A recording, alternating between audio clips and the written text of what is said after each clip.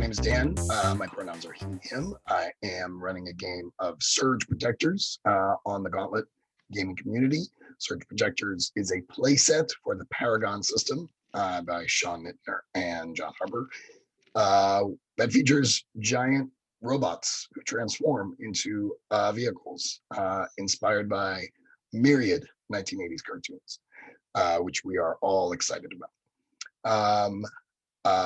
With me today are two players. Nicholas, why don't you do a quick intro of yourself and of Gyrobot, please? Hi, I'm Nicholas. Pretty recent to the Gauntlet, haven't hit my 1-year anniversary yet. And I am playing Gyrobot, a search and rescue helicopter that when it turns into a robot, grabs its propellers and uses them as blades with its multiple arms. Nice. And Darren?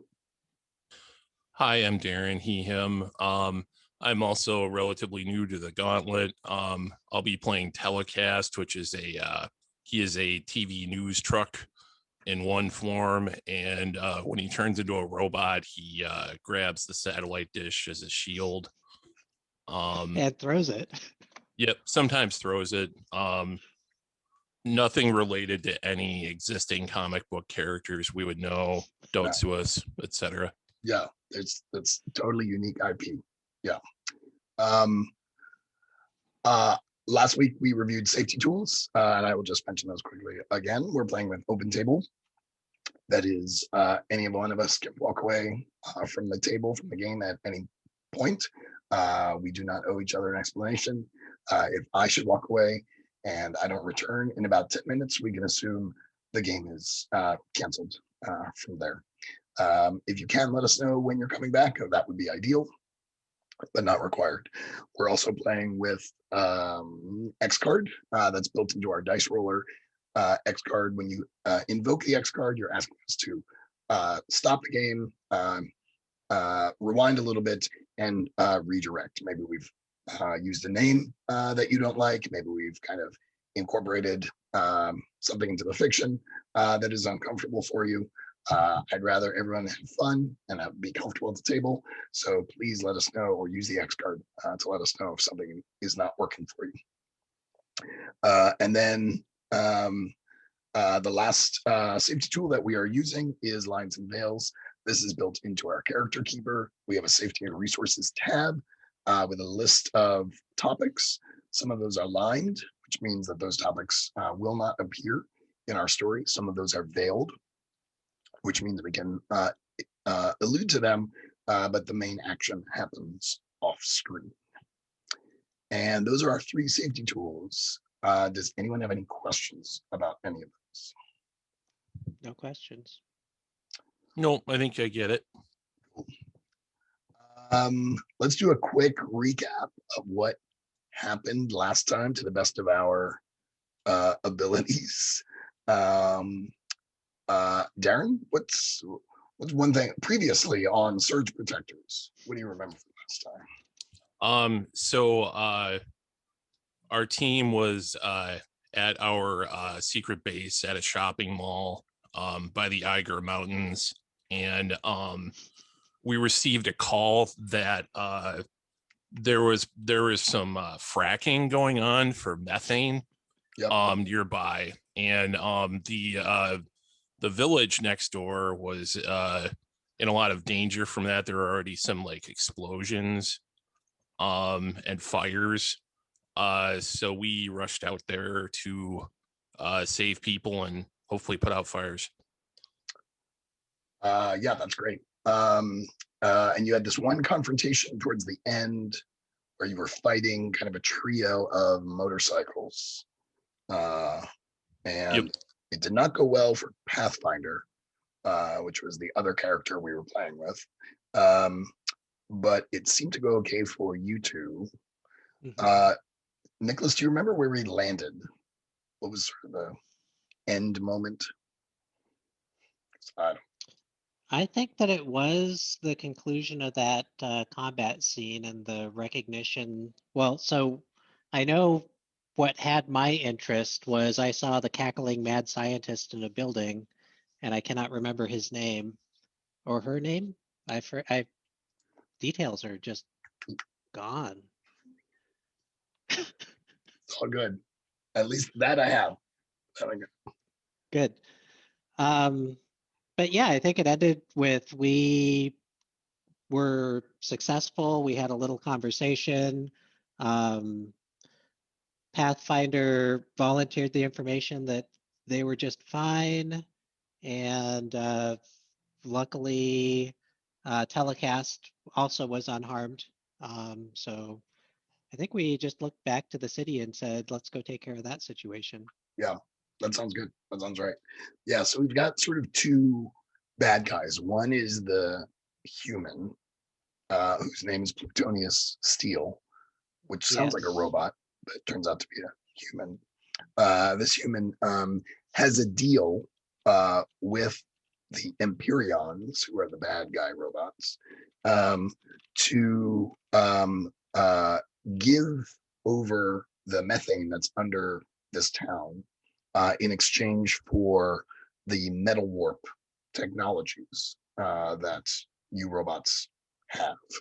And it was Plutonius that I saw in the building, right? Yes, yes. Yeah. Kind of doing the evil rubbing Yes. hands Cackling. together. Yep. And so there's Plutonius, who's in a sense responsible for all of the destruction that you all have been dealing with right now. Remember, you saved some, as Darren said, you saved some folks from a burning warehouse, and then you did kind of got confronted by these bikes. And then the other bad guy is the actual Empyrean, who is named Soothslayer.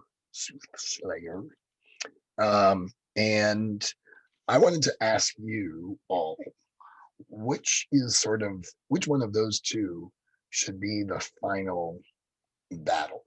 So the way the Paragon system works, or the Paragon system sort of expects, you go through a series of trials, which is what we're doing, and then there's kind of this big final battle where we actually do 3 rolls to resolve that final battle. So I feel like that's going to be our conclusion. We'll do one more trial before that. So should the Soothslayer, the robot, be the final battle, or should Plutonius Steel? Maybe he's gotten a hold of some of this metal warp technology and he's the final battle. Does anyone have a preference? I'm leaning towards Plutonius Steel being that final confrontation because he feels like a mastermind type personality in this. But I could go either way on it. Darren, do you have any opinions? I would be open to that. I was thinking that yeah, I mean that does make sense. If he's the mastermind, maybe he has sort of duped Soothslayer into doing his bidding. Yes. And that'll be not the final battle, but a significant challenge. Mm-hmm. Yes. Actually, you just given me a good idea. Okay. So I feel like maybe there's going to be 2 trials, like getting into the building. Remember, you're supposed to be kind of stealthy. You're like trying to not reveal yourselves to humanity. Right. They'll be getting into the building. They'll be confronting Soothslayer. And then there will be defeating Plutonius Steel. Does that sound okay? It does, yeah. And I will tell you, that means there are 5 rolls. And why that's important is because you're spending your resources in the rolls. So you may want to plan out how you want to spend your resources. Each of you have 2 components left. And each of you has, or I guess Gyrobot, you've got 3 charge left to spend. And Telecast, you have 4 charge left to spend. And you both have both bonds left. So sound okay? Oh, is that 5 rolls and then the final battle, or is that in total? In total, including the final battle. Yes. Oh, okay. Sorry. Thank you. No worries. No worries. Yeah, those final battles are great, and I really want to get to that so you all can kind of get a feel for how it works in Paragon. So let's say you are heading back into the town. Gyrobot, you have seen this kind of low-slung office building where Plutonia Steel works. Plutonia Steel has got a personal guard, let's say. And so now the building is crawling with humans who appear to be outfitted with metal warp technology. They're sort of setting off your sensors in terms of the metal warp technology, guns and ordnance. And they're kind of patrolling the building, clearly, potentially expecting you. What do you do? How do you want to try and get into the building?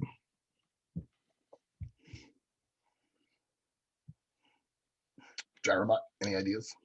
I do have an idea. I have this holographic projector. So I think that I could project into the driver's seat of my helicopter Plutonius Steel and kind of dupe them into thinking that Plutonius is arriving. I love that. I think that's awesome. And probably notify them that we're going to do a broadcast and I've got a news van coming in, open up the garage. Okay.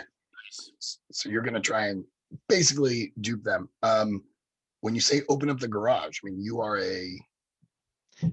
for the news van. I see, for the news van. Because we're going to broadcast about our impending doom world ransom situation. Right.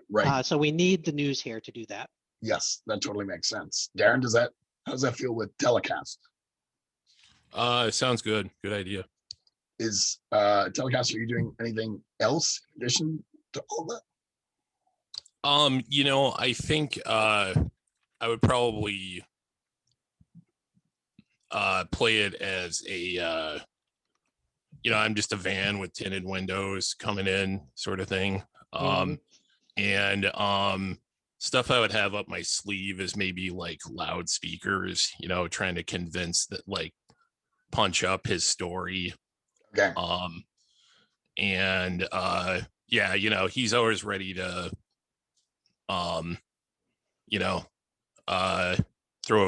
turn into robot mode and throw stuff if he has to. Maybe a satellite dish. It could be a satellite dish acting as a could ship. be. Yes. He can throw other stuff too. Yeah. So all that sounds really great. I'm going to call this a human affairs role challenge, because you're trying to essentially get past these guards without tipping them off. So Nicholas and I exchanged some email over the week. Nicholas had this really good idea, which is that because we were rolling in order and he was always rolling last, he was always trying to think about one-upping the last person so that he could win the roll. And so my thought is, what we thought is, like, let's put together the dice pools, but hold off rolling and until you can both roll at the same time. Darren, does that make sense? Oh, sure. That's how we do it when I play Paragon with my friends. Okay. Yeah. Do you play online or are you playing in person? We're just playing on my Discord channel, and he uses like kind of the same tools that you do, like the character keeper, and he also knows Rich, and he got that stuff from Rich. Okay, gotcha. Cool. Okay, cool. All right, so that's what we'll do this time, is we'll assemble the dice pool, and then we will both roll at the same time. So last week I was walking everyone through it. Does it help to do that, or is that just annoying? I think I'm good to go, except a question on bonds. I didn't use a bond last time, so if you can explain bonds, that I think I know what to do. Yes, of course. So when you spend a bond, it lets you add that person's resistance die to your pool. So you're basically sort of leaning on your emotional relationship with them, and you get to add their resistance die. In Aegon, this would be their name die, but in this case, it's their resistance die. Does that make sense? It does, yeah. So this time I am just going to use those holographic projectors. Okay, so you're rolling 3d6 And a D4. and a d4. Do you mind posting the roller? Oh yeah, I'm sure. looking for that link and I'm not finding it. Oh, that's annoying. This should be it. It's in the chat. Perfect.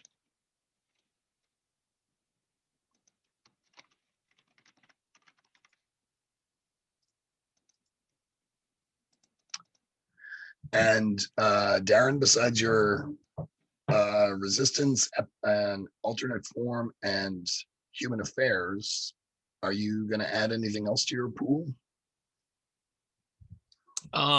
Let me see here. So that would be a D6, a D6, and a D8. Yep. Oh, I have not rolled difficulty yet. Let me do that's that. what I was Oh, gonna, yeah. Yep. Probably really important for you all to know. Start pretty. Let me just see if this.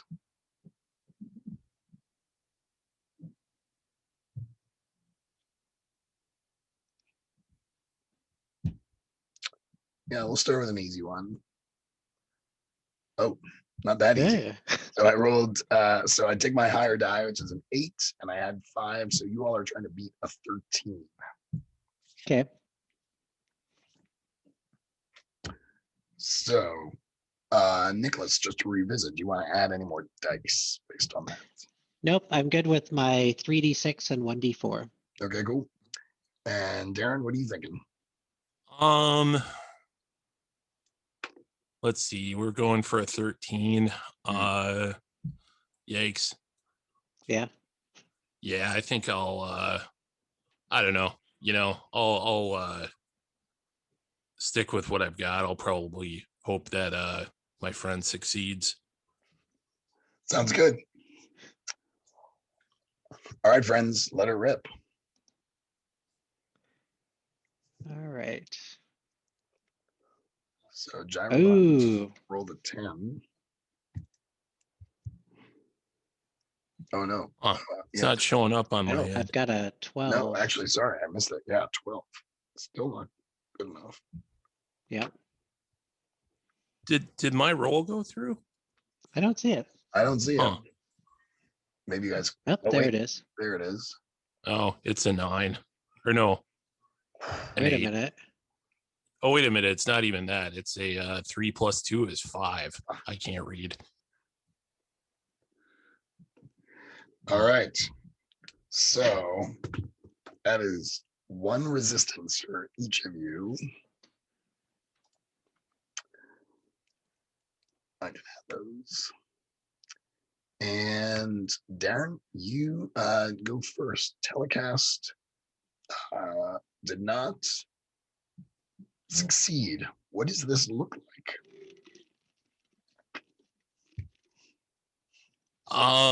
Let's see. So I think just going with the tinted windows was maybe not enough. And perhaps these guards have seen the Imperions before. Is that their name? Yes. So they're like, hey, wait a minute, this is a vehicle without a driver. These are those Imperions that aren't our friends. Yes. Do they so they immediately make you, is what you're saying. Oh yeah, I rolled pretty badly, so I'm thinking I was just acting all casual, trying to fly casual, and just didn't fly. Didn't pass muster. Yeah. I also wonder if maybe they were a little bit suspicious, so they didn't just immediately open the gate for you as the helicopter was instructing them to, and they tried to they halted you so they could inspect you before you pulled into the garage. And Nicholas, what happened with Gyrobot? I would like to say that I hear a return over the radio that's like, who in the tarnation is this? Yes, You're not me, I'm me, being Plutonius Steel. Plutonius. Yes, You're not Plutonius, I'm Plutonius. yes. Whatever he calls his henchmen, open fire, and there's just like lasers blasting off the roof of this building. Yes. The various blue and red colored laser bolts shooting Yep. up as only they can do in 84. Yeah, I think they do start to open fire and are kind of converging on you and the van to try and prevent you from getting into the building. But just to move the plot along, let's say what I'll do is I'll have you each suffer a charge. So each mark a charge, and that sort of allows you to kind of get through the craziness and sorry, get through the chaos. And that works really good building. with how I thought I would handle that. Is I saw myself using a charge if we rolled again at any point and just turning into a robot and like skydiving into the building. Nice. Yes. Yeah. So you've sort of busted your way through the chaos, and now you're in the building. But of course, Plutonius Steel now knows that you are coming. Yeah. How are you? We don't have to roll for this, but how are you navigating through this building? What sort of technologies or techniques are each of you using to try and track down where Plutonius Steel is? Darren, you want to go first? Sure. I'm trying to pick up where he was transmitting from when he said something to Gyrobot. And as far as going through the building, I kind of feel like we're made now. So you know, I could see Telecast just kind of, doing stuff like going up stairwells that are not designed for his size or weight. So he's kind of mashing stuff along the way a little bit, and then eventually maybe just giving up and punching through the floor on the underneath where Plutonius is. Okay. All right, great.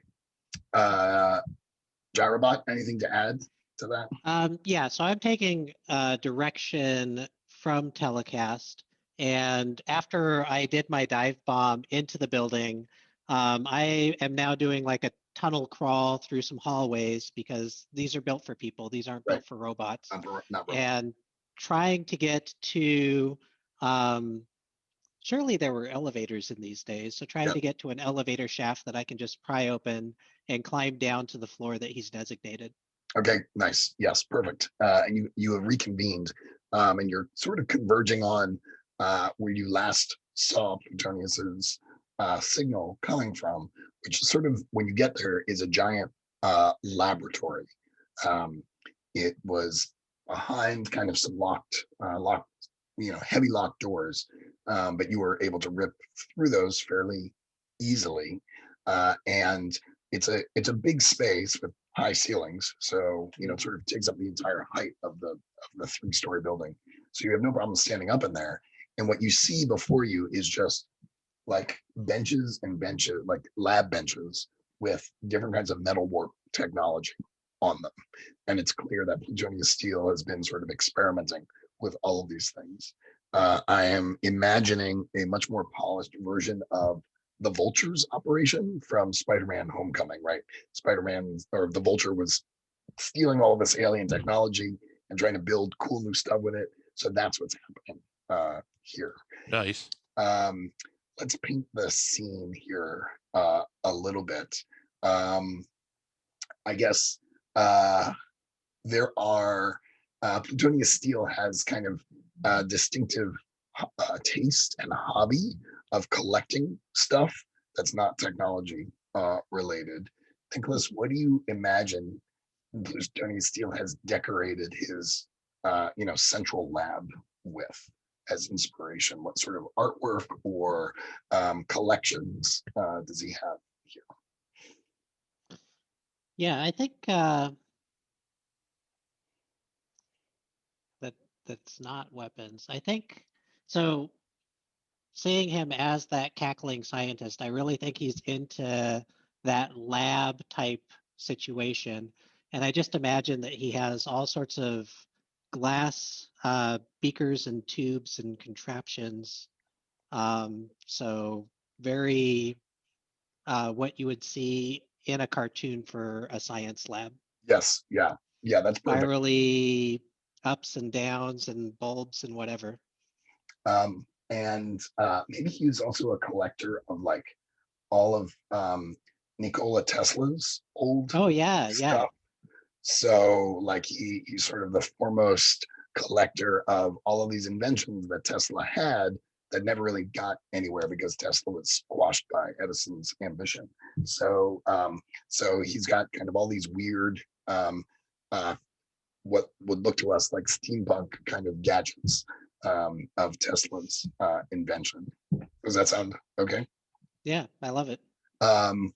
Darren, I'm thinking that also this is kind of serves as a garage for a variety of vehicles that that Plutonia Steel has either created or acquired over the years. What's the weirdest vehicle here?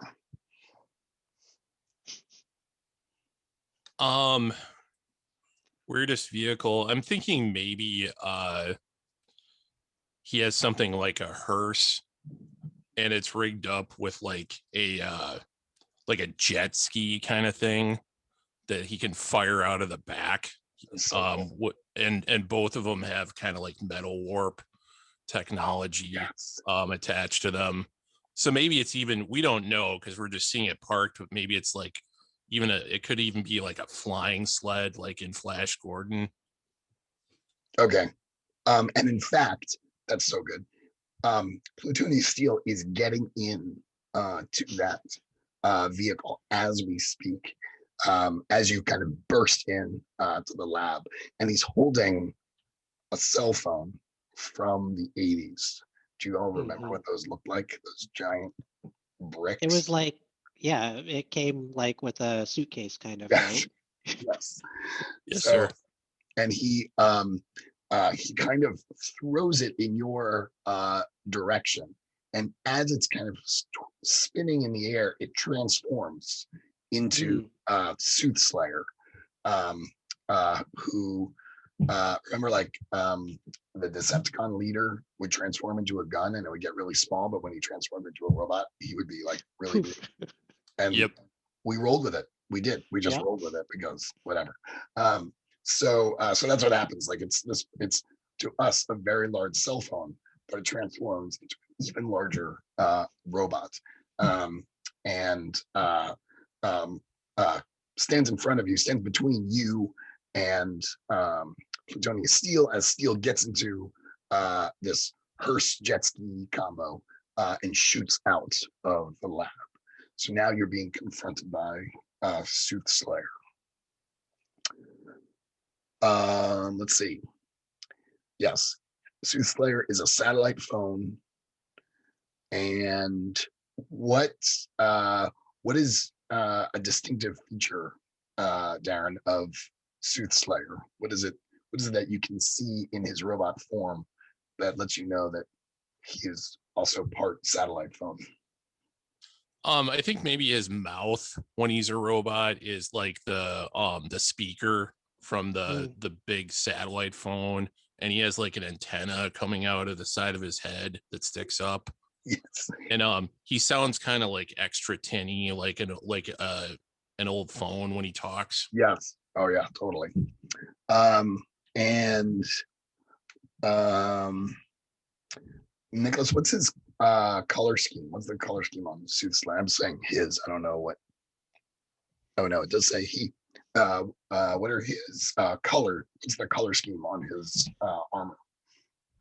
Brown with like a fake wooden inlay plating. Nice. So good. So he could be a Or phone. sorry, gray with that fake. Yeah, it could be a phone or a wood paneled station wagon. You know, Correct. Yeah. That is so good. I grew up in New York City, and so my family did not own a car when I was a kid. We never had a car, but we would sometimes rent a car to go on vacation. And Yeah. I'm confident that Mom would get us a wood paneled station wagon. So I have ridden in one of those. So Nice. yes. I love this. Soothslayer says something threatening. I don't know, like I've got you, you surge protectors. You will never stop the advancement of the Wire Empire. We are here to take over and use all of the Earth's resources to quash your puny rebellion. And with that, he kind of unleashes a sonic boom from his speaker. So I'm going to roll for him, and we will do another roll. Does that sound okay to you all? Yeah. Oh, let me ask first. I'm going to say this is a Robot Fists trial. And what, Gyrobot, what are you doing to attack?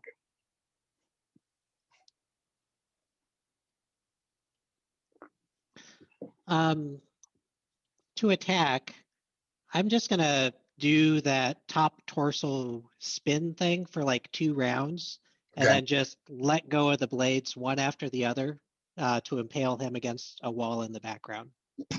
Love it. And telecast? So I think I'm gonna use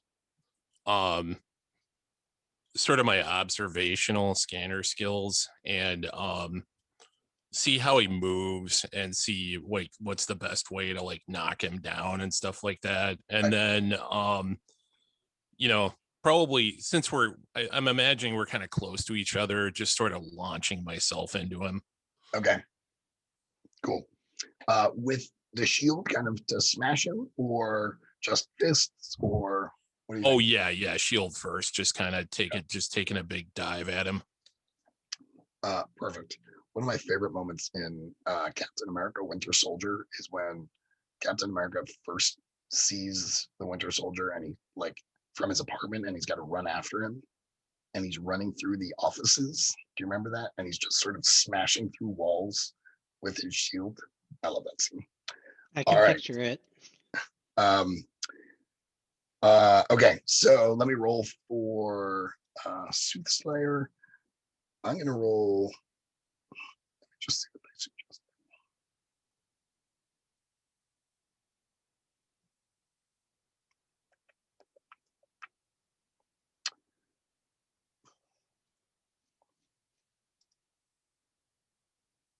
Yeah.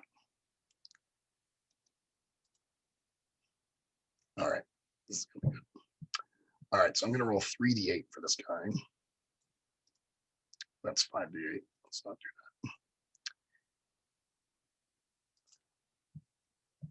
that. Sorry, friends. I rolled another 8. That's another 13.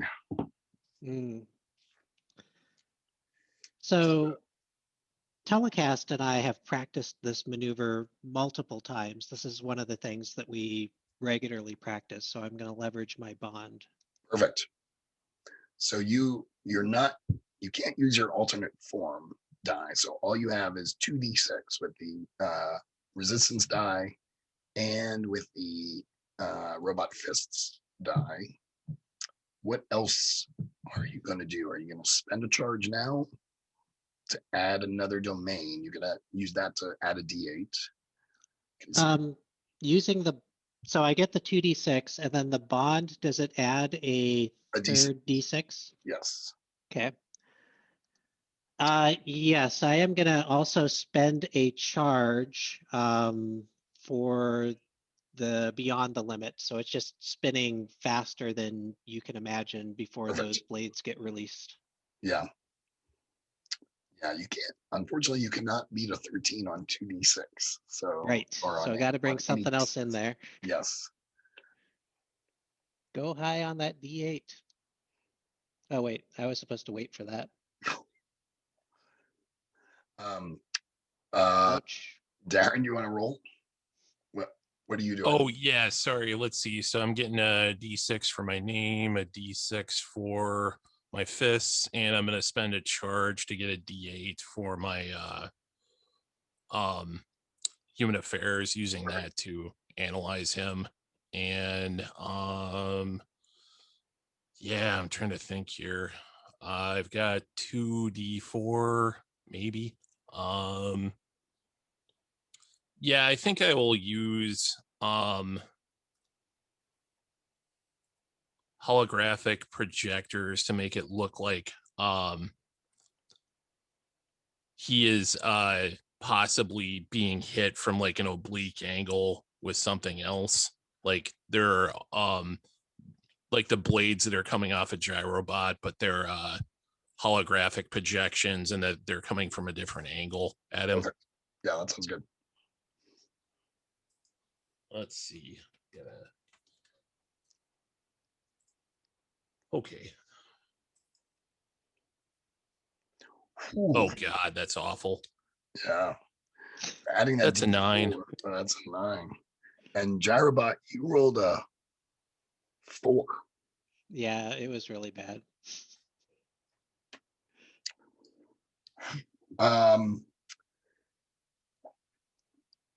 So talk to me about let's see who goes first. I guess Nicholas, you would go first. What happens to Gyrobot here? It's all going according to practice, just like we did before, Right. but I never hit the turbo in practice. And when I see those holographic projections, I'm like, oh crap, I need to recalibrate. And I release a little too far to the left. And I think that perhaps they either go whizzing past telecast or they impale telecast. I'll let telecast fill in those details. All right. And Telecast, where do you end up here?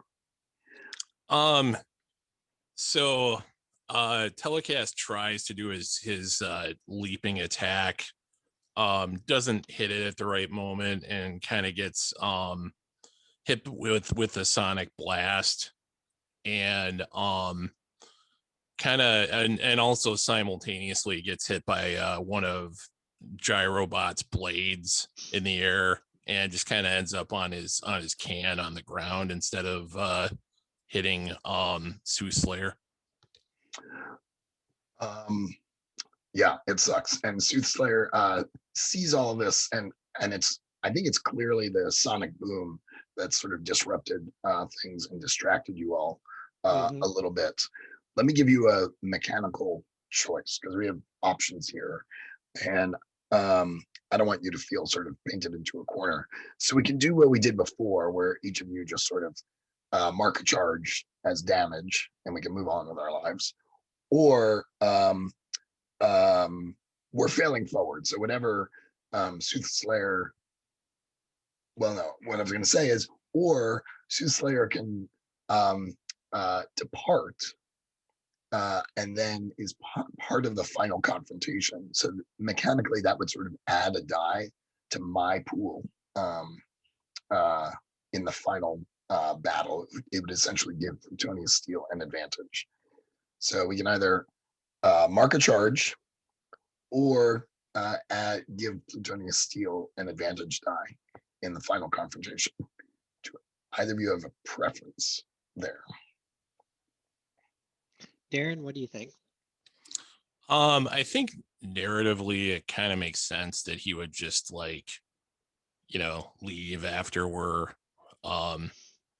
we failed like that, and report back to his boss about his success. Right. Yeah, I agree with that. And I think that he has to laugh in that too tinny voice and just boast about how much better he is than we are before he flies out the window. Yes. I love that. Yeah, so you get I'm almost afraid to try and do this, but it's kind of thing. And which also strikes me as like very 80s cartoon.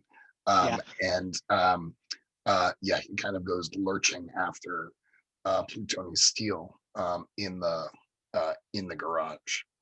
I've got an idea just to kind of maybe make things a little bit more interesting. Normally what happens is between islands, between kind of big chapters, you have kind of a downtime. And in surge protectors, that's where you would sort of install new components, right? Mm-hmm. But let's say you now see a range of metal warp technology. So Yes. you can each mark a new component, like grab one, so that you've got, because we're going to have 3 more rolls before all this is over. So I want to give you at least a little bit of a leg up there. So Darren, do you have any ideas what Telecast might grab? Let's see here. I am looking at the list. I think he would want something that would give him articulated frame again, because he in both forms he kind of bashes into things and puts himself in the way of humans and whatnot. So maybe it's like it kind of looks like the force field generator from the David Lynch Dune movie. Okay, yes. Gosh, such good references. I haven't seen that when did that come out? 85. I thought it was like 82, but I could be wrong. I think you're right. I remember seeing it in the theater, and that is the only thing I remember from that movie. That's awesome. Nicholas, what do you think Gyrobot's going to grab? I think I see some boots with booster jets on the bottom of them, and that is going to be my spark engines. That sounds So great. something to allow me to take chase rapidly, or dodge, or who knows what you could do with those things. Nice. 84. So it's the perfect year. All right. So the way battles work. So a battle is sort of like the denouement of an island, right? So it's the last big confrontation, and it's a 3-roll process. I'm looking at the Aegon manual now. In Aegon, there's it's called the Clash, the Threat, and the Finale. The Clash is sort of like the opening moves that you all make to try and position yourself, gain some kind of advantage. If you are successful in that, you will have an advantage die.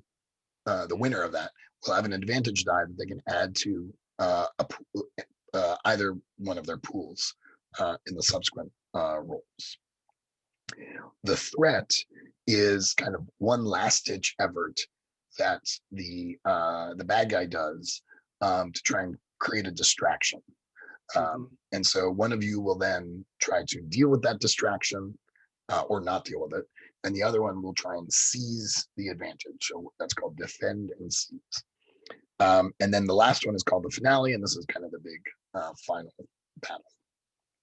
So my thought is, well, since we're at a pretty good breaking point, why don't we take a break now, reconvene in 10, and we'll play out the final battle. Does that sound okay?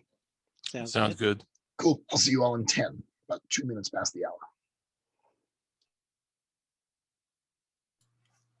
Welcome back. All right. So we are at the Clash stage. I'm trying to figure out where this final battle should take place. I'm assuming that maybe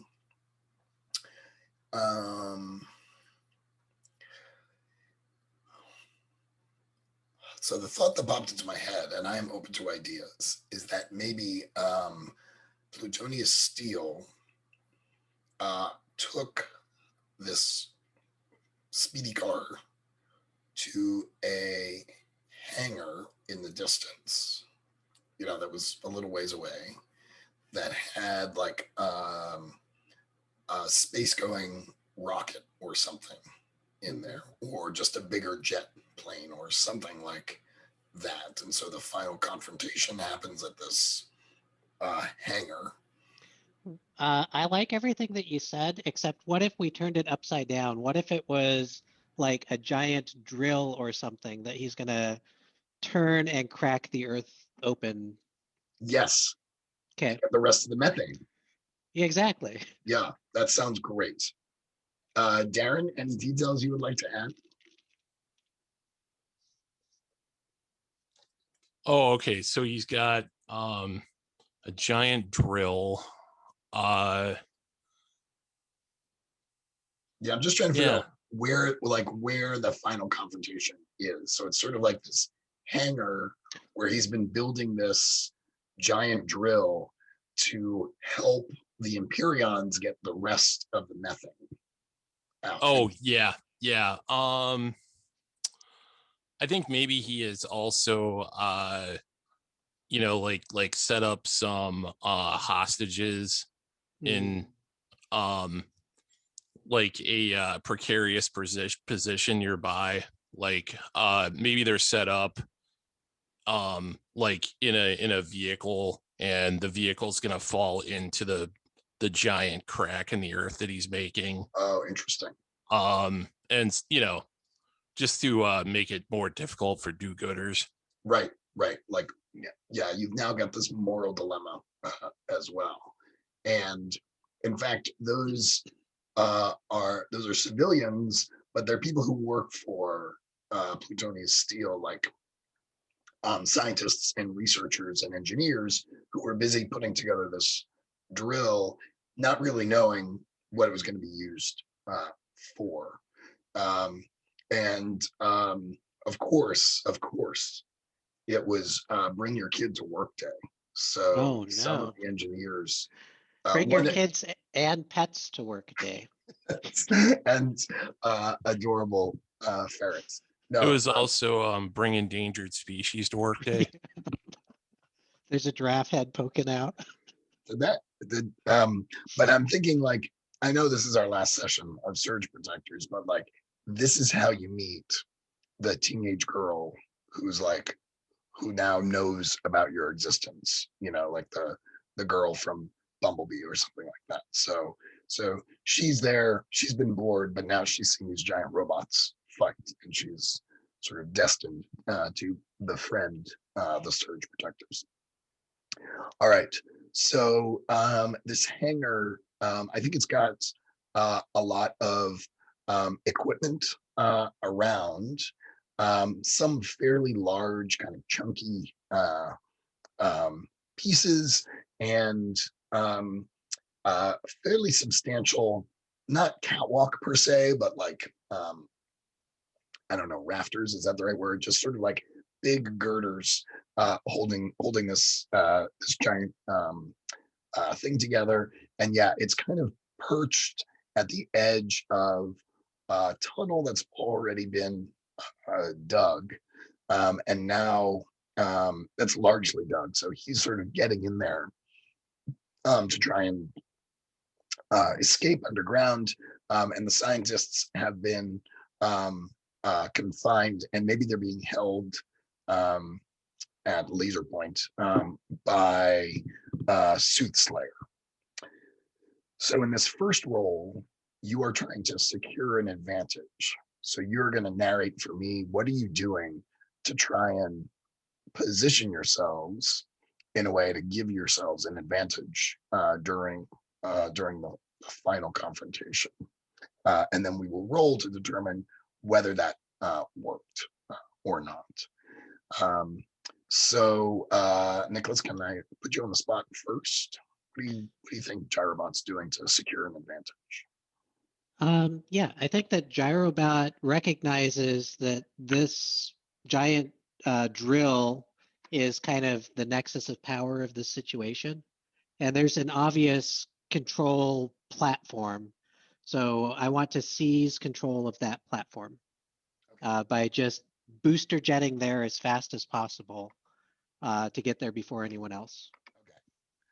Okay. What's cool about this contest, unlike the previous ones, is that you are allowed to choose the domain that you're gonna roll.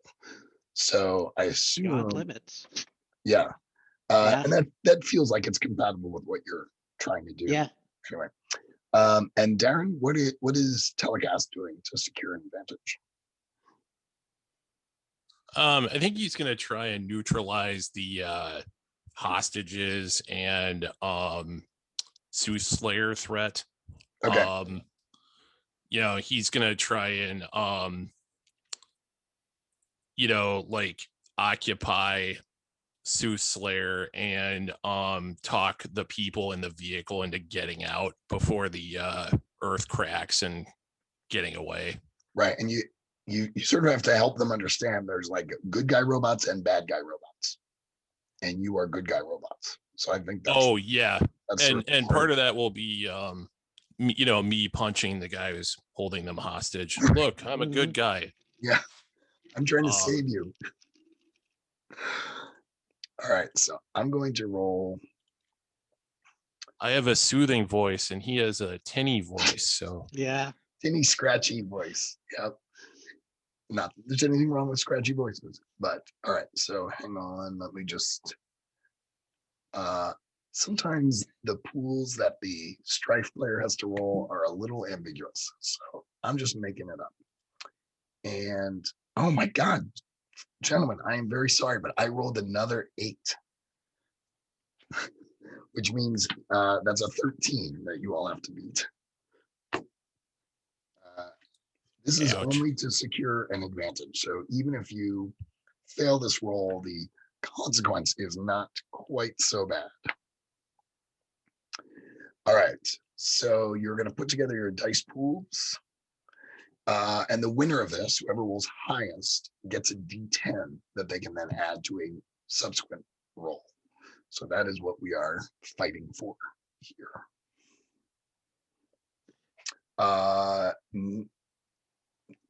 Nicholas, do you have your pool ready? I do. And I'm also going to add a bond with Telecaster. Okay. Because I do feel like it is an important role. But you are not marking a charge to add another D6. I guess not. Right.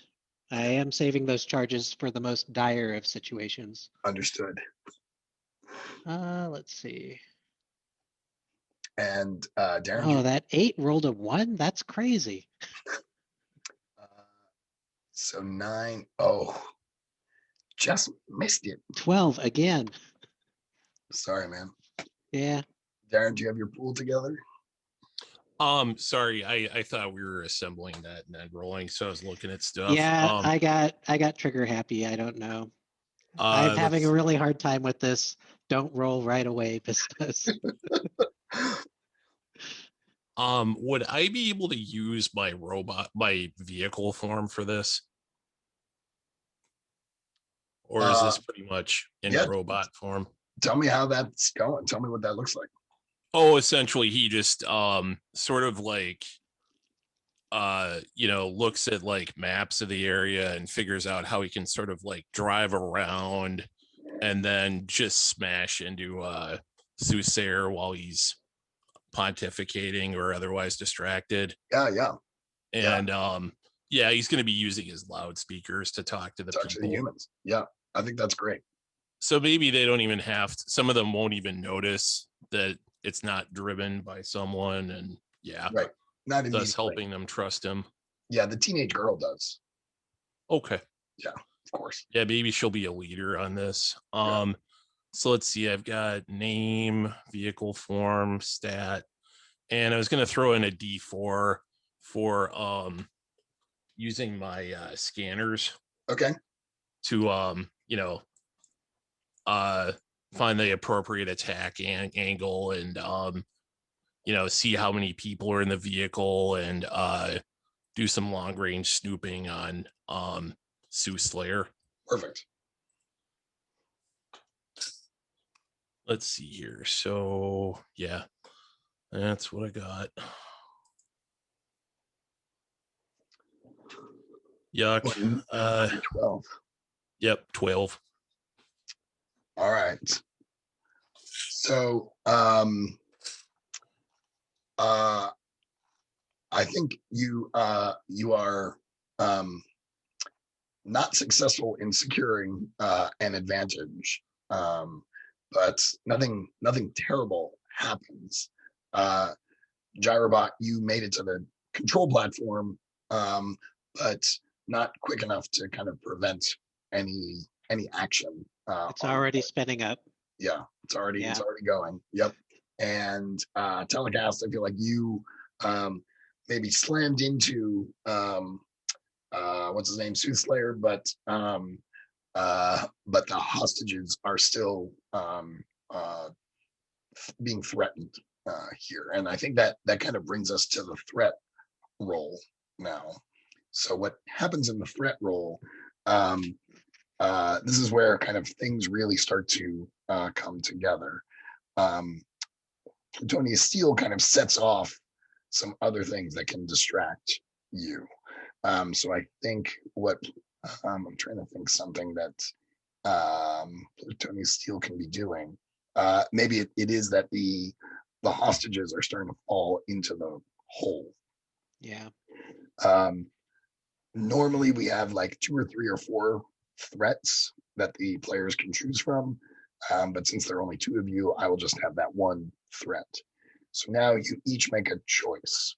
Are you going to defend, which is to try and deal with that threat of the hostages falling in, or are you going to seize? Seize is basically trying to seize control of the battle. If you are successful with your seize, that means you get to define some of the parameters of the final battle. So there is a big advantage there. So with that, Nicholas, are you inclined, is Gyrobot inclined to defend or seize? Gyrobot thinks that Telecast has the civilian situation under control. And so I'm going to seize. I'm Okay. going to. And I think I see Plutonian Steel, and I'm just going to break out that photonic carbine and blast away. All right. And Darren, you still, Telecast can still choose to seize as well. So what do you think? Seize or defend? Are you guys still there? Yeah. Did we lose you? Oh, sorry. Your question froze. Are you still? And then everything froze. Are you inclined to seize or defend? Oh yeah, I think Gyrobot knows me pretty well, so he knows I've got this area covered, and I'm gonna, like, I see the crack opening, and I'm like on the loudspeaker trying to get the people to like all go to the back of the bus, so it's harder for it to fall in the crack, and I'm still trying to fight Soothslayer. Okay. So this is 2 separate roles. So I'll roll separately for each because one is seize, one is defend. We resolve the defend first. I will I'm just gonna roll my same pool here. All right, this one's a little bit more manageable. My highest die is a 6, and I had 5, which means for Darren, for the defend, you have to beat an 11.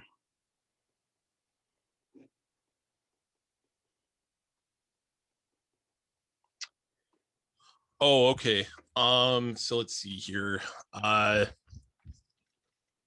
Do I get to use human relations for this? Yeah, you can choose, like, once again, you can choose the Oh, domain sorry. that you want. No, it's fine. And I think I'm still in vehicle form. And I will use my bond with Gyrobot because I know that you know, I can trust him, and he probably knows me well enough to know that I'm doing my thing over here. Perfect. If that makes sense. Yeah, that sounds great.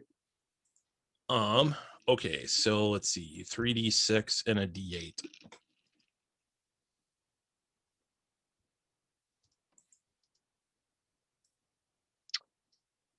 I got a 10. Oh, Oh. I think this means the civilians have started to fall into the hole, and I think you can. Let's fail forward. So I'm inclined to let you sort of grab them at the last minute. So we don't. I mean, it is Saturday morning television, right? So you grab them at the last minute, but that'll cost you a charge. Does that sound fair, Darren? Oh yeah, yep. What does this look like? You kind of preventing them from falling in. How would you narrate that? I think he just he's getting like pummeled by Sooslayer, but he still manages to like just grab underneath the bus, like underneath a back bumper, and just drag it off the edge of the big crack in the earth. Nice. Yeah, that sounds good. All the while, like with calming words coming from your loudspeakers, right? Oh yeah, I'm trying to get them to like, not try to climb out the window, stay in the bus, stay in the back of the bus. Right. Please keep your hands and limbs inside the windows. All right. Maybe there's a guy who, goes out the window for a second and like flying debris from the robot fight hits him a little bit. Yeah. And, so we can have a PSA about keeping yourself inside the vehicle on the bus after the episode. Yep. Mm-hmm. The more you know. Yep. Love it. All right. So for our C's roll, I think I've made things a little easier for you, Nicholas. My highest is a 3, which means you have to beat an 8. Wow. Yeah, I think what it is maybe Tony Steele is very distracted by trying to get his new digger bot up and running, and is also watching the action of Telecast deal with Soothslayer. So you're going to make a roll now to try and beat an 8. And once again, you can use any domain you like. All right, so I'm going to use Beyond the Limits as the domain. This photonic carbines is robot technology. It's not human technology. And it just pops out from behind my back and has like a little auto mount and starts zapping away. So I've got that D8, a D6, and also the D4 for the photonic carbines. Yep. You did it, right? There's a 13. Yeah. Right? That's all those dice. Yeah, there you go. I have not been distributing glory, but you guys haven't actually been winning anything. Yeah, I think I probably have 2 from the last couple. Yeah, that's rolls. what I'm thinking. Oh. Yeah, and then 8 from this one. And Darren, you should have 3 more, I think. Again, not that it matters, but just like keeping our bookkeeping up to date. So the advantage to now winning the seas is that you decide what is at stake for the opponent. So basically, you can choose if they lose, what is their fate? Is Plutonia Steel going to die? Are they going to be captured by the authorities? Are they going to escape, but maybe have all of their assets destroyed and removed, so they can't do anything anymore? Or maybe you somehow change their mind, like make them realize the error of their ways. So, Nicholas, any ideas for what is at stake for Plutonia Steel? I turn on my loudspeaker and I tell him, Plutonia Steel, we're going to take you in. You're not getting out of this one. Nice. He is going to go to international super scientist jail, whatever that looks like. Yeah, it's got a single word like the Rock or yeah. All right, perfect. The freezer. The freezer. Yes. Yeah. Cold storage. There are no books or calculators there. There are no books. It's horrible. There's not even a whiteboard. You can't. Oh my gosh. Ideas, nothing. And then you can also determine the domain of the final contest. So, which domain are you and Telecast going to roll for this final contest? I'm leaning toward, so obviously mechanically it should be human affairs or beyond limits. I'm leaning towards human affairs. I think that makes a lot of sense. We've got all those civilians that just got rescued. He is a person. We may talk him into giving himself up to the authorities. Right. Being us. Yeah, I love that. He is still flipping switches and getting the driller going, but he's also activated some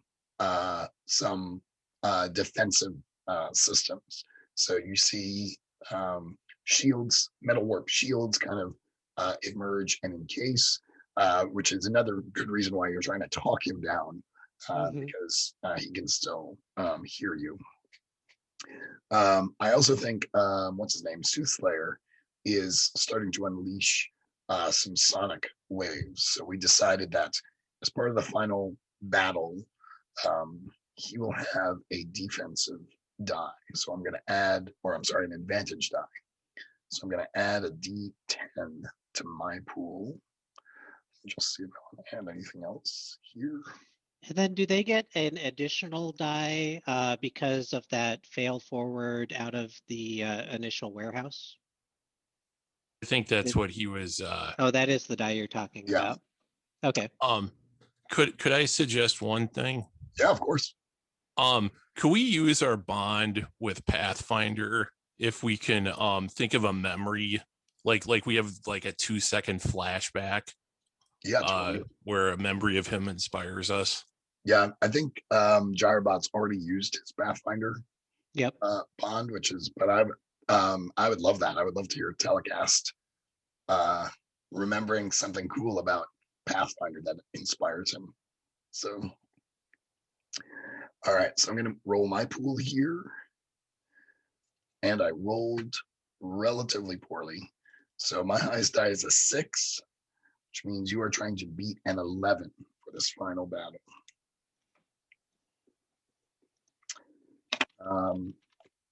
So you decided this was a human affairs role.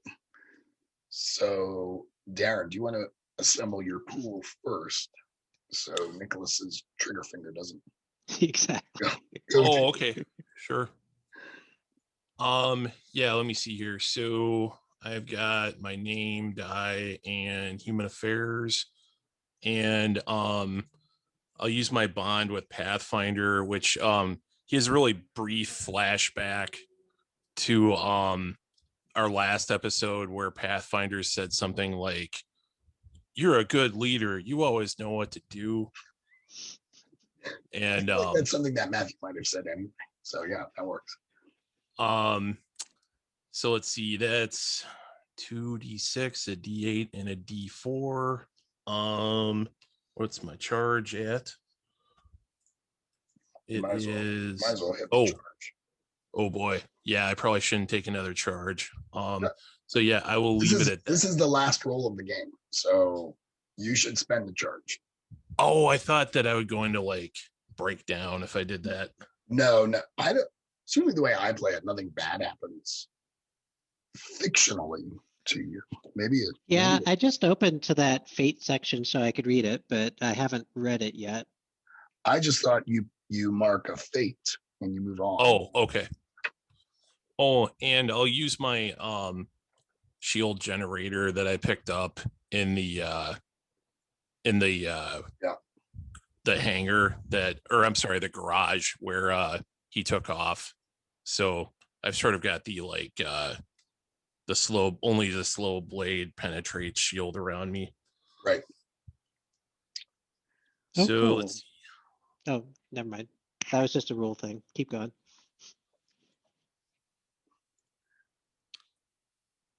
Wow. It's not spinning. I see a roll. It's not good. Oh, did I essentially roll almost the same thing again? Like, oh yeah, well, not quite. I got a 2, a 3, and a 4. Right. Ooh. So I got a 9. All right, Nicholas, it's up to you. Okay, I have no components that I can add to this. I am going to add a charge, and I'm going to bring in the Beyond the Limits. And I think that what that looks like is I was talking on the loudspeaker, and I think it gets faster and faster to the point that it's like binary conversation happening. Oh, wow. And wait, no, he's a human, so I Yeah, probably can't have that conversation with him. But maybe you're starting to disrupt because the drilling machine is made out of some metal warp technology. Oh yeah, I Maybe could you're trying start. to, I like, could communicate with talk that. to the machine. Yeah. I could change my negotiation tactic and still have that human conversation, but also have a machine to machine. Yes. You know what's going to happen to you when this world's destroyed? Yeah. Not going to be good. It's not. You should just shut that down right now. Okay, I'm sorry. What if there's a plot twist where like that's actually an Empyrean who's transformed into this drill? So it's like you're sort of talking to something with like a personality. And Maybe it was like a sleep Empyrean, and I'm just waking it up. I think, yeah, where I was going to kind of leave us off was that Plutonius Steele had discovered a technology to essentially hypnotize the metal warp robots or kind of command them. Right. So he's got Soothsayer and now this driller robot in his PAL. He's created this metal warp technology that allows him to control the robots. So if that's okay with you all, it's edging a little towards mind control, which we do not have marked on our lines of fails. But this is computer control anyway. Yeah. This is like an RC. Right. Yeah. Sorry, Nicholas, you were assembling your. Yes, a D8, a D6, and another D6. Yep. Are you marking a charge, or did you do that already? I am. Yeah. So I bring the D8 in by marking that charge. Okay. All right. And I can only mark one charge per roll, right? That is right. Yeah. Yeah. All right. Let's see what happens. Ooh. Not good. An 8. No. Those 8s love rolling 1s for me today. Yeah, and I was rolling remarkably well. It's so funny because Darren, I remember last time you said that your group has really struggled. Oh yeah, that was not the experience I've had in the other games that I've played. But this game, Last week, I think we rolled really, really well. We just had Yeah. like one failed roll. Yeah. It's me. But you were no, here last week as well. the one time I got an advantage die in my other game, I rolled a 2 on the D10. So I'm just looking. I'm just trying to look at what the kids rolled. Yeah, on one of the difficulties, I had rolled a 14 in the kids game that I play, and two of the kids rolled. My son and one of the other kids rolled 14s. Wow. I don't know. All right, moving on. So what does this look like? I feel like Plutonius Steel is going to get away, right? But maybe we've saved the civilians. Darren, how does Telecast not quite win this battle? How does it sort of not quite go Telecast's way? I think that he once again has trouble with Soothsayer. And Soothsayer like figures out how to get past his shield. Oh, like nice. He does this like kind of like slow knife hand thing, gets through the shield and just knocks him down. And some people get hurt. Like then he goes for the bus full of people, and they all magically jump out before Right the at the bus right gets hit. Yeah. But maybe some of them are like, "Ow, I sprained my ankle." Yeah. And Telecast feels bad about that, and then he flies off cackling into the sunset. Yeah. Or follows after the driller. Yeah, whatever Yeah. Down into the hole. I think Gyrobot gets, like, in trying to communicate, maybe you get the vibe like, wait, this is an Empyreon that's Yeah. transformed, and that maybe throws you off a little bit. What were you thinking in terms of? I think that makes a lot of sense. The other thing I'm thinking is that we're on the news right now, and that's another way that it goes bad for us in the end. That's so good. Is live broadcast of robots tearing up a building, and here it is. It's the Empyreons on the front page. I was gonna say maybe the teenage girl is like YouTube TikToking it, but of course, Yeah, 1984, and she's TikTok definitely not. existed in '84 in this universe. Come on. It goes in the school newspaper. Yeah. I'm seeing also like a TV broadcast where it's like there are evil robots and incompetent robots. Don't trust robots. Yeah, robots are bad. There's just no good robot. Plutonius Steel digs underground. You hear explosions in the distance as the methane is released, and you can see in the distance Empyreons kind of descending and capturing the methane gas for use in their quest to gather enough energy to take over the metal warp dimension. As you are watching this, one of the teenage girl, whose name is Darla, comes up to you and to you both and says, "I know you tried your hardest. The battle may be lost, but the war continues. I can help you understand Earth even better, and I will help you in this fight." Should we At do the credits? And then, yeah. Gyrobot, do you want to do a quick epilogue?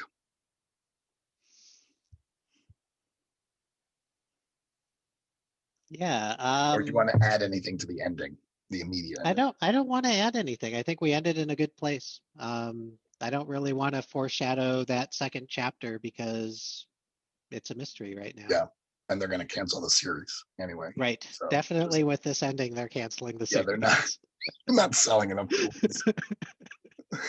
Darren, would you like to add anything to our ending? Oh, Sure. The PSA where Oh yeah. they show the guy, they show like telecast talking to people, and then they show the guy get hit with the debris, and also they show like um gyrobot talking to the robot and the Empyrean, and it's like um gyrobot says always listen to emergency workers during an emergency, and telecast is like always keep your body inside a vehicle, especially during an emergency.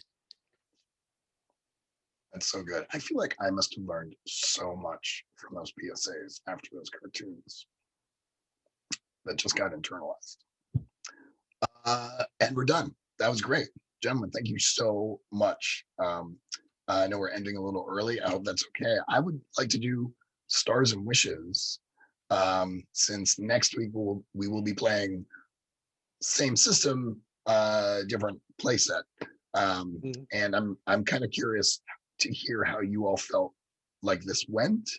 Darren, I'd be interested if you want to compare this to how you've played it before, just to get some feedback on how the game went, so that I can be mindful of that next time. Would that be okay?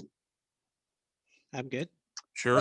Where my notes go? Nicholas, do you want to go first? Yeah, I think that this game is an amazing game. I think that the combination of the robots in this game was super fun. So, star to the game and to you, Dan, for running this. I think that our final confrontation was a lot of fun, how it kind of developed. So that was great. And I think that the PSA announcement at the end was kind of the cherry on the top. So good. Yeah, Those are the stars. that's great. Wishes. I wish the dice loved me more today. That's my only wish. This is But I do think that Final Confrontation 3-roll series really does a good job of building, where you kind of do a little bit of foreshadowing, and then you do a little bit more foreshadowing, Yeah. and then it's the big blast. So I Yeah. think that's a great structure. Yeah. In Aegon proper, they really spell that out on the islands, but these other playsets, it's much more vague. And I'd sort of forgotten about that when I first started running surge projectors with my home group. And then I remembered, and it played so well. Like it does, Yeah. you're right. It's sort of, it really feels like a nice cap to a story. So, I mean, Nicholas, you and I have played together before. Darren, this was pretty indicative of how I GM these kinds of things. So, yes. I have one more wish. Oh yeah. I wish we started with a map. Well, it's just not in the cards, man. It's just not I how know. this game works. Yeah. So, is there anything I could have done differently? These games feel very weird to GM because it's like, instead of a series of rolls, it's just a roll for the scene. And in some ways I really like that, but it's also kind of sometimes hard to narrate around. Nicholas, was it okay for you? Was there anything you wanted me to do differently, or? It was great. Sometimes when you roll and you fail, it's hard for me to imagine what that story looks like that continues progression and isn't failure. Yeah. And I think you did a good job of continuing the arc despite the negative roll. Yeah. Yeah, I think you ran it great. I did Okay. not see any major concerns in that regard. Thank you. Darren, you're up. Stars. Yeah, I really enjoyed the characters, and I thought, all the characters, villains, player characters, etc. Yeah, that was really fun. Let me think here, what else? Yeah, I think you did a good job of explaining the system. Yeah, I mean, I could visualize both sessions like as like a TV episode. Yes. So that's kind of a nice bonus. I don't know about you, but I was also sort of picturing it in very poorly done 80s animation too. Oh yeah. Oh yeah. Absolutely. I even thought about like toys at one point during the week. So yeah, that was pretty fun. It plays similar to playing just Aegon. Mechanically. I don't know. Yeah, it was a lot of fun. I appreciated that we stayed on track, but there was some lightheartedness to everything too. We could like crack a joke here and there, and we didn't have to act like it was like Kasparov versus Deep Blue or anything. So that's also that was cool. That's pretty typical of my games too. So that's good. Wishes, I probably should have shut up during other people's scenes, but that's just something I sometimes. Please pitch in on other people's scenes and give me a pass when I do.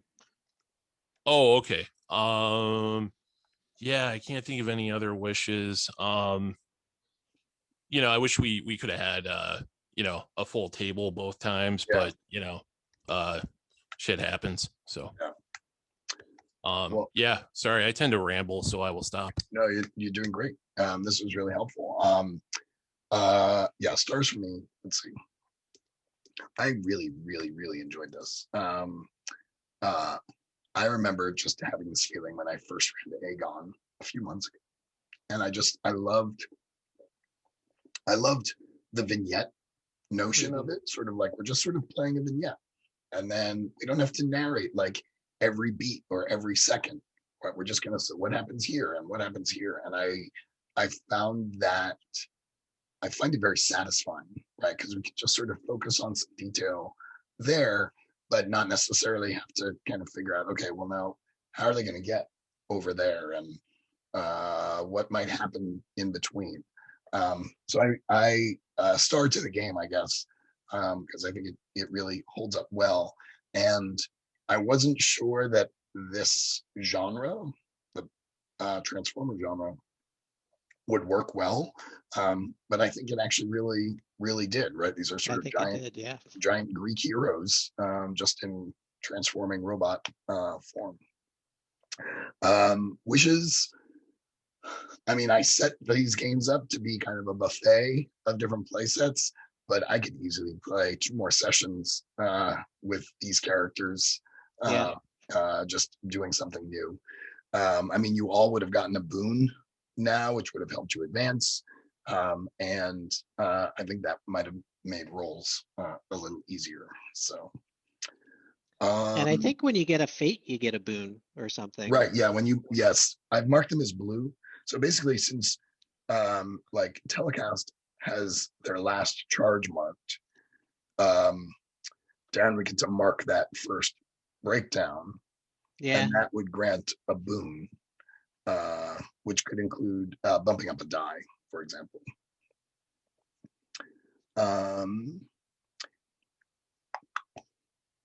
Let's see. I'm wondering if, because I'm playing such short, just 2 sessions per game, I'm wondering if next time we should start each character with a boon, so that I like that. Yeah. First level characters. Especially with 5 people at the table, I feel like getting through a island, if you will, in one session would be really challenging. So we'll probably be in the double session, single island situation. Again. And I could see a boon being pretty nice in that situation. Yeah, let's try that next time. Nice. Cool. All right, friends. I got nothing else. Is it okay if I post this recording? It is. Sure. I mean, I would like the sound distortion they use on 60 Minutes for people in the witness protection program, but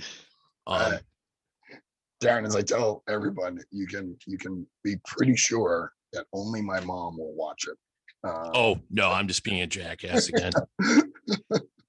Dan, do you mind telling us how your previous 2 sessions, what they were and how they went, kind of in a 1 or 3 sentence synopsis? Which previous 2 sessions? Because this is the 3rd and 4th in your Oh, series. no. I ended up canceling April Oh, okay. and I moved it to June. Oh, gotcha. So So this this is my was the first one. Yeah. Gotcha. Yeah, so because I got into another game in April that I really wanted to play. So I Yeah. just moved those games till June. And those were playing I'm playing it's like the The dungeon. chamber. Yeah, it's a chamber. Yeah, chamber, which is like the And- X-Files.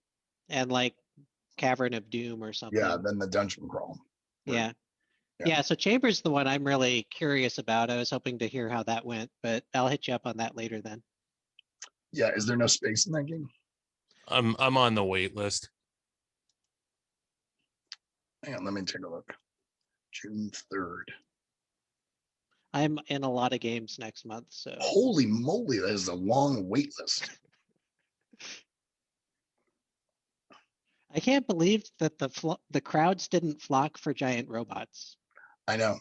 It's depressing. No wait list at all. It's weird. I think part of this was also because I moved the game. Oh But yeah. like this was the first one, or supposed to be the first one. Based on what I know, Darren, of some of these folks, I don't know that you will get in because you are 3rd on the wait list. Oh yeah, totally. But I do feel like we will be hitting the wait list for some of these. All right. I think we are done. I'm going to stop.